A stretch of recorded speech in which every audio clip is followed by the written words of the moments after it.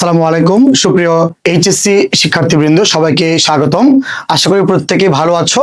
তো তোমাদের সামনে এইচএসসি পরীক্ষা, এই এইচএসসি পরীক্ষার জন্য বাংলার প্রথম পত্রে একটি গুরুত্বপূর্ণ একটি কবিতা হচ্ছে আমি কিংবদন্তির কথা বলছি, যেটার লেখক আবু জাফর ওবায়দুল্লাহ।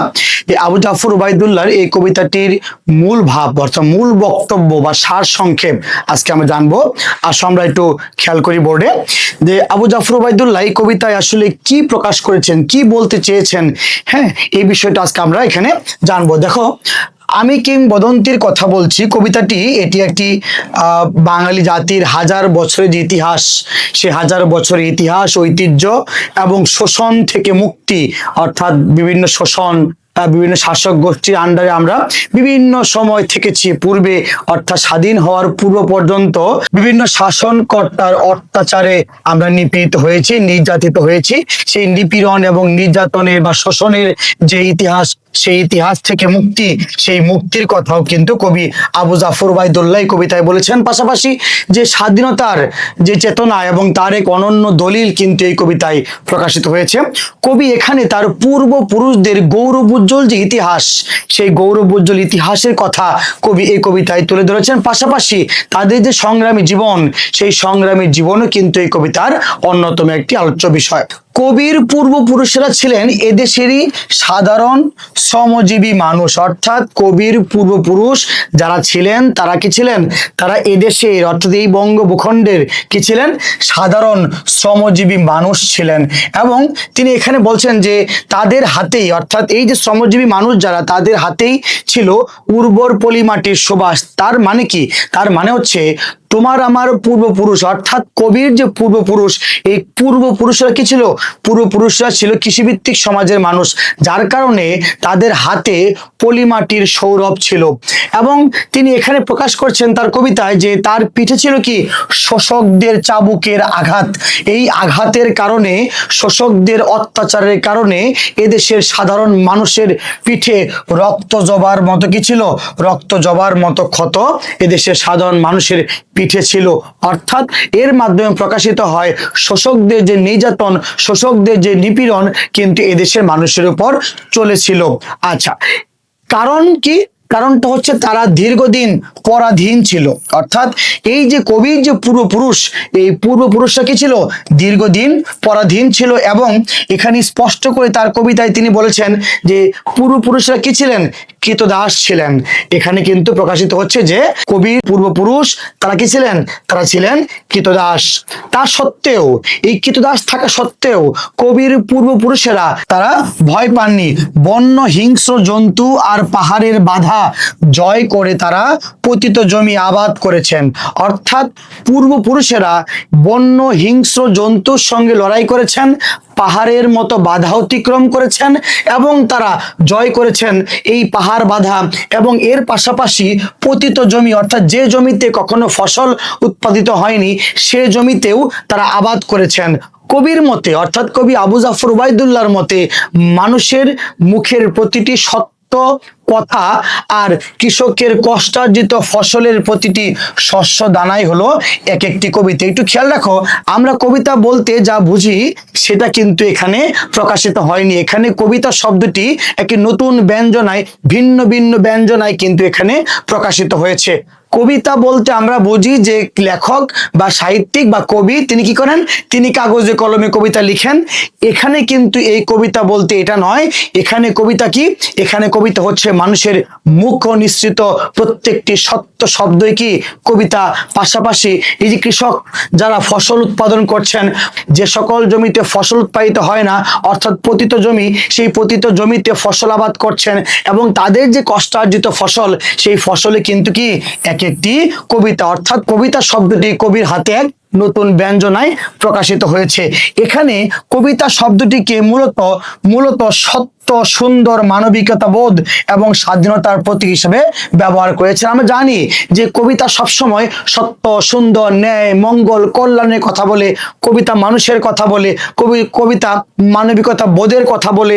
এবং এখানে কবিতা কিন্তু একটি স্বাধীনতার প্রতীক হিসেবে ব্যবহৃত হয়েছে। অর্থাৎ প্রত্যেকটা সত্য শব্দ পূর্বপুরুষের মুখনিসৃত প্রত্যেকটা সত্য শব্দই কবির কাছে এখানে কবিতা হিসাবে ধরা দিয়েছে। এবার খেয়াল করে দেখো কবি আবু জাফর ওবায়দুল্লাহ এই কবিতায় আর কি প্রকাশ করতে চেয়েছেন।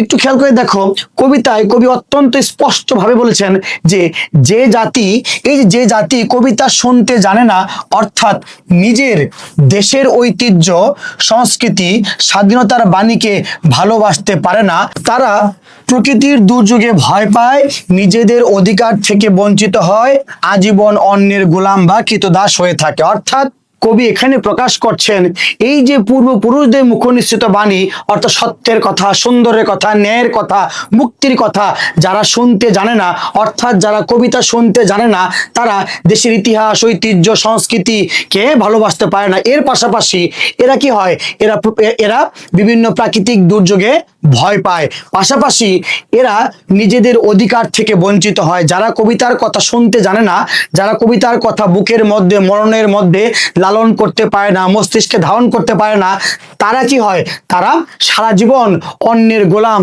বা কৃতদাস হয়েই থেকে যায়। তারা জীবনের সহজ আনন্দ, যেমন নদীতে ভাসা, মাছের সঙ্গে খেলা করা, মায়ের কুলে শুয়ে গল্প শোনা, এই যে তোমার চিরন্তন যে সুখ, এই সুখ থেকে তারা বঞ্চিত হয়। কারা বঞ্চিত হয়? যারা কবিতা শুনতে জানে না। কবির মতে যারা কবিতা শুনতে জানে না, তারা এই সকল যে তোমার চিরন্তন যে সুখ, এই চিরন্তন সুখগুলো থেকে তারা কি হয়, বঞ্চিত হয়।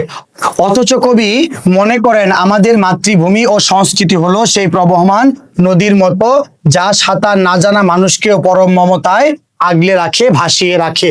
এবার খেয়াল করে দেখো কবি এখানে বলছেন কবি তার মা গর্ভবতী বোন এর মৃত্যুর কথা বলছেন, ভাইয়ের যুদ্ধের ইতিহাসের কথা মনে করিয়ে দিচ্ছেন। কবির মতে দেশকে ভালোবাসলে শোষক ও অত্যাচারীদের হাত থেকে দেশকে বাঁচানোর জন্য কি আসে, যুদ্ধ আসে। অর্থাৎ কবি মনে করছেন যে দেশকে ভালোবাসতে হবে এবং দেশকে ভালোবাসলেই শোষক এবং অত্যাচারীদের হাত থেকে দেশকে বাঁচানোর জন্য কি আসে, যুদ্ধ আসে। যুদ্ধ মানুষকে ভালোবেসে আসে, কারণ যুদ্ধ আসলে মানুষের মুক্তির বার্তা মানুষের কানে পৌঁছায়। সেই যুদ্ধে বোনের মৃত্যু হয়, ভাইয়েরা ঘর ছাড়ে, অর্থাৎ যখন যুদ্ধ আসে তখন এই যে গর্ভবতী বোন, সেই গর্ভবতী বোনের মৃত্যু আসে এবং ভাইয়ের কি হয়, ভাইয়েরা ঘর ছেড়ে চলে যায়। কেন? কারণ হচ্ছে মুক্তির জন্য, স্বাধীনতার স্বাদ পাওয়ার জন্য। কিন্তু যার ভেতরে কবিতা ও দেশের জন্য ভালোবাসা নেই, সে কখনো সন্তানের জন্য, সুন্দর ভবিষ্যতের জন্য জীবন দিতে পারে না। অর্থাৎ যার ভেতরে দেশের জন্য ভালোবাসা নেই, অর্থাৎ যে ব্যক্তি কবিতা শুনতে জানে না, সে ব্যক্তি কখনো সন্তানের সুন্দর ভবিষ্যতের জন্য শোষণমুক্ত এক মাতৃভূমি কিন্তু তারা সৃষ্টি করে যেতে পারে না এবং তারা জীবন দিতে পারে না তাদের ভবিষ্যৎ প্রজন্মের জন্য। স্বাধীনতার জন্য কি করতে পারে না, স্বাধীনতার জন্য যুদ্ধে যেতে পারে না এবং মুক্তির তেজ ও সূর্যকে নিজের হৃদয়ে ধারণ করতে পারে না। অর্থাৎ সে ব্যক্তি মুক্তির কথা ধারণ করতে পারবে যে ব্যক্তি মুক্তির কথা বলতে পারবে, মুক্তির কথা শুনতে পারবে। এর পাশাপাশি যে ব্যক্তি স্বাধীনতার জন্য যুদ্ধে যেতে পারে না, সেই ব্যক্তিটা কি, সেই ব্যক্তিটা অবশ্যই কবিতার কথা শুনতে পারে না। অর্থাৎ কবি বলছেন যে ব্যক্তি কবিতার কথা শুনতে পারবে না, সে ব্যক্তি কখনো যুদ্ধে যেতে পারবে না, সে ব্যক্তি মুক্তির তেজ বা সূর্যকে নিজের হৃদয়ে ধারণ করতে পারবে না। সূর্যকে সে ব্যক্তি হৃদয়ে ধারণ করতে পারে যে ব্যক্তি কবিতার কথা শুনতে পারে। এরপরে দেখো কবি আবু জাফর ওবায়দুল্লাহ এছাড়াও আরো কিছু ভাব তিনি এই কবিতায় প্রকাশ করেছেন। আসলে আমরা একটু দেখি।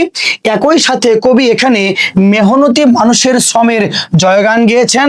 কৃষক, জেলে, রাখাল, কামার যারা যার যার জায়গায় সততার সাথে কঠোর পরিশ্রম করে, প্রকৃতি ও সমাজ তাকে কি করে, পুরস্কৃত করে। অর্থাৎ কবি আবু জাফর ওবায়দুল্লাহ বলছেন যারা কৃষিভিত্তিক সমাজের মানুষ, যারা জেলে, যারা রাখাল, যারা কামার, এরা যার যার জায়গায় যে ব্যক্তি সততার সঙ্গে কঠোর পরিশ্রম করে যাচ্ছে, প্রকৃতি এবং সমাজ তাকে সবসময় কি করবে, পুরস্কৃত করবে।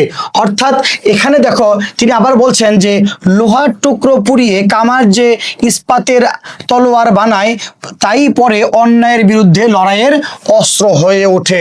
অর্থাৎ তুমি যদি এক খণ্ড লৌহ খণ্ডকে প্রজ্বলিত করে এটা দিয়ে তুমি তলোয়ার বানাও, তাহলে কি হবে?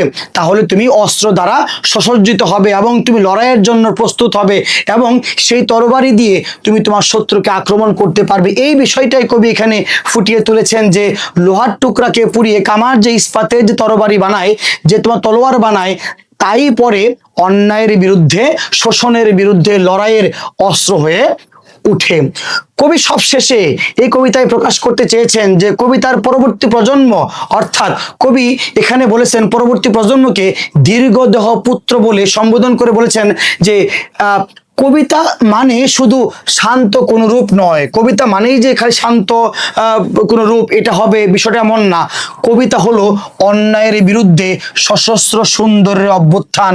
অর্থাৎ কবিতা শব্দটি আমি আগেই বলেছি, কবিতা শব্দটি এই কবিতায় একটি ভিন্ন মাত্রায়, ভিন্ন ভিন্ন ব্যঞ্জনায় বিভিন্ন সময় ব্যবহৃত হয়েছে।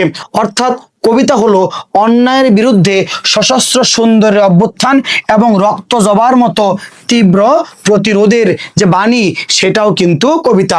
অর্থাৎ কবিতাটির শেষ লাইনে কবি আমাদেরকে একটি বড় সত্যকে আমাদের সামনে রেখে তিনি একটি প্রশ্ন করেছেন, প্রশ্ন রেখে গিয়েছেন। প্রশ্নটা কি? প্রশ্নটা হলো আমাদের পূর্বপুরুষেরা যেভাবে সব অত্যাচার সহ্য করেও সত্য ও স্বাধীনতার স্বপ্ন দেখাতেন, আজকের দিনে আমরা কি তাদের মতো সেই সাহস ও স্বাধীনতার কথা বুক ফুলিয়ে বলতে পারবো কিনা? অর্থাৎ কবি আমাদের সামনে একটি বড় প্রশ্ন রেখে গিয়েছিলেন। সেই প্রশ্নটি হচ্ছে যে আমরা কি স্বাধীনতার স্বপ্ন দেখতে পারবো কিনা? পূর্বপুরুষেরা অন্যায় অত্যাচার সহ্য করে যেভাবে স্বাধীনতার কথা, মুক্তির কথা বলে গিয়েছেন, সেই কথাগুলো তাদের মতো আমরাও বলতে পারবো কিনা? এই কঠিন প্রশ্ন কবি আমাদের সামনে রেখে কবি তার কবিতাটি শেষ করেছেন। আমরা এই কবিতার মূল ভাবটি জানলাম। এই কবিতার মূল ভাবটি জানা থাকলে এই কবিতাটি পড়লে তোমার কাছে খুব সহজ মনে হবে। আগে এই মূল ভাবটি ভালো করে দেখে নিয়ে তারপর কবিতাটি পড়ো। কবিতাটি তোমার কাছে খুবই সহজ মনে হবে। কবিতাটি কিন্তু সত্যিকার অর্থে সহজ একটি কবিতা। এই কবিতার মূল ভাব তোমার লাইন টু লাইন জানা থাকলে তুমি যে কোনো সৃজনশীল প্রশ্ন কিন্তু তুমি এখান থেকে উত্তর করতে পারবে। এই কবিতাটি কিন্তু যারা এইচএসসি 2026 এর পরীক্ষার্থী তাদের জন্য কিন্তু খুবই গুরুত্বপূর্ণ একটি কবিতা। আশা করি এই কবিতার মূল ভাব সম্পর্কে তুমি স্পষ্ট ধারণা পেয়েছো। আগামী ক্লাস দেখার আমন্ত্রণ জানিয়ে আজকে এখানে শেষ করছি। আল্লাহ হাফেজ।